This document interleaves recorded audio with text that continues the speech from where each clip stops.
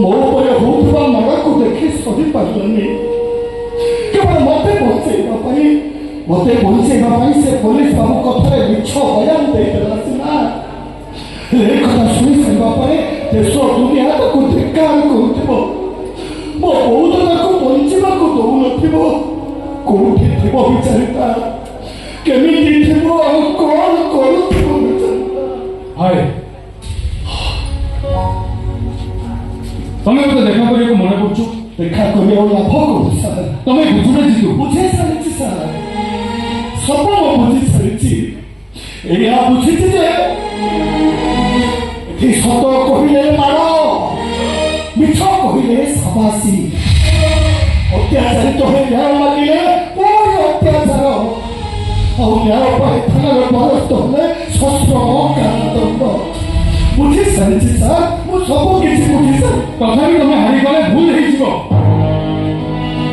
କୌଣସି ସଂଗ୍ରାମ ଗୋଟିଏ ଦିନରେ ସଫଳ ହୁଏନି। ତମକୁ ସଂଗ୍ରାମ ଜାରି ରଖିବାକୁ ହବ। ତମ ଭଉଣୀ ତିତିଲିକୁ ପ୍ରଜାପତି ନୁହେଁ ମହୁ ବଞ୍ଚି ସାଜିବାକୁ ହବ। ମହୁ ସଂଗ୍ରହ କରିବ, ଟଙ୍କ ବି ମାରିବ। ଥିଲେ ତ ଏ ଠାରୁ ସେ ଠାରୁ ଘୁରି ବୁଲିବ। ତା ଡେଣା ଦିଟା ପରା ଭାଙ୍ଗି ଯାଇଛି ଆଜ୍ଞା। ମୋ ମା ଠିକ କଥା କହୁଥିଲା। ତିତିଲି, ତୁ ଏତେ ହୁରୁନି, ଏଠି ସବୁ ଜାଗାରେ ଶିକାରୀ ଲୁଚିଛନ୍ତି। ସିଏ ମାନିଲାନି କି ମୁଁ ବି ମାନିଲିନି। ବିଚାରି ସିଏ କୋଉଠି ଏବେ ମାଟିରେ ଘୁଷୁରୁଥିବ। ଆଉ ଏମିତି ବନ୍ଦୀ ଜୀବନ ଭିତରେ ଗୁମୁରି କାନ୍ଦୁଛି। ଅଭିମନ୍ୟୁର ବନ୍ଧ ପରେ ଅର୍ଜୁନ ଯୁଦ୍ଧ କ୍ଷେତ୍ର ଛାଡ଼ି ନଥିଲେ ବନ୍ଧୁ, ଅପେକ୍ଷା କରିଥିଲେ। ସେ ସମୟ ଆସିଥିଲା, ଭୀଷ୍ମଙ୍କ ସରସଜ୍ଜା ହେଇଥିଲା। ଦୁଶାସନର ହାତ ଅପରି ଦିଆଗଲା, କର୍ଣ୍ଣର ରଥ ବି ଦବିଥିଲା, ଦୁର୍ଯ୍ୟୋଧନର ଜାନୁଭଗ୍ନ ହେଲା, କୁରୁକ୍ଷେତ୍ର ରକ୍ତ ନଦୀ ପାଲଟିଗଲା।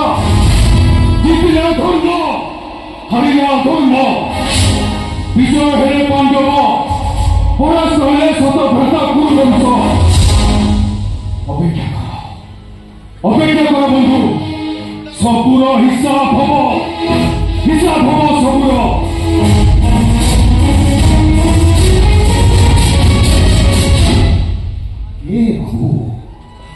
ତାଙ୍କ ସହିତ ମୁଁ ଆଗରୁ ଥରେ ଦେଖା ସାକ୍ଷାତ ହୋଇଲି, କିନ୍ତୁ ତାଙ୍କୁ ଦେଖି ସାରିବା ପରେ ସେ କାହିଁକି ମତେ ଚିହ୍ନା ଜଣା ଲାଗୁଛନ୍ତି।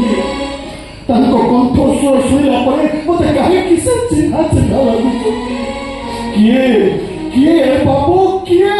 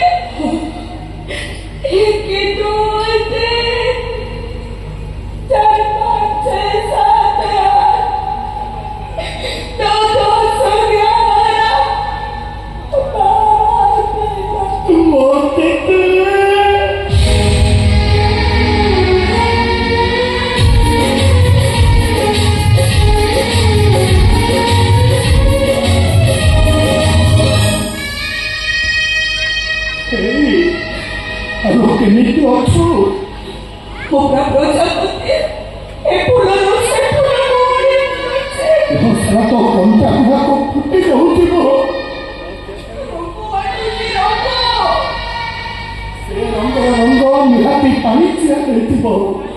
ସମସ୍ତେ ମୋତେ ଆଦର କରୁଛନ୍ତି। ଠିକ୍ ସେମିତି ପ୍ରଜାପତିର ପୂର୍ବାବସ୍ଥା। ସମ୍ବାଳୁଆକୁ ସମସ୍ତେ ଆଦର କରନ୍ତି। ମୁଁ ତତେ କଣ କହୁଛି? ତୁ ମତେ କଣ କହୁଛୁ? କାହିଁକି ଏମିତି କଲୁ ନ ପକେଇବି? କାହିଁକି ତୁ ଏତେ ବଡ଼ ମହାଭୁଲ କଲୁ? କାହିଁକି? ତୁ ପୁରା କହିଥିଲୁ ତା ଆଖିର କେବେ ବି ଲୁହ ଦବୁନି। ଯା ଆଖିର ମୁଣ୍ଡାଇରୁ ତତେ ଦରିଆ ଭଳି ଲାଗେ। କେମିତି ମୁଁ ସହିଥାନ୍ତି? ଏବେ କେମିତି ସହୁଛୁ? ନିଜ ଉପରେ ସହି ଯାଉଛୁ, ମୋ ପାଇଁ ଟିକେ ସହି ପାରୁନୁ। ହ୍ୟାଲୋ, ତୁ କଣ ଭାବୁଛୁ? କାନରେ କିଛି କଥା ପଡୁନି। ଏବେ ସବୁ କାହାଣୀ ଯୋଉଆଡେ ସବୁଆଡେ ଚର୍ଚ୍ଚା ହଉଛି, ସେ କାହାଣୀ ମୋ କାନରେ ବି ବାଜୁଛି। ବରଂ ଭଲ ହେଇଥାନ୍ତା ସେଦିନ ସେ ପୋଲିସ ବାବୁ ମାଡ଼ରେ ମୋ ମାଡ଼ ଖାଇ ଖାଇ ମରି ଯାଇଥାନ୍ତି। କିଛି ନହେଲେ ତତେ ତ ଏମିତି ଅବସ୍ଥାରେ ମୁଁ ଆଉ ଦେଖି ନଥାନ୍ତି ନା। ମୋତେ ଚିନ୍ତା କରନା, ମତେ ବେହୁସ ହେଇଗଲାଣି।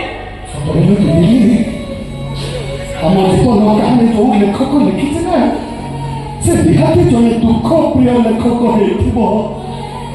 ତା ନହେଲେ ଦେଖୁନ, ଆମ କାହାଣୀର ପ୍ରତ୍ୟେକ ଅଧ୍ୟାୟ ନୁହଁ, ପ୍ରତ୍ୟେକ ଧାଡ଼ି ନୁହଁ, ପ୍ରତିଟି ଅକ୍ଷରରେ ଦୁଃଖ, ଖାଲି ଦୁଃଖ ଭରି ଦେଇଛି। ଦୁଃଖ ଭରି ଦେ।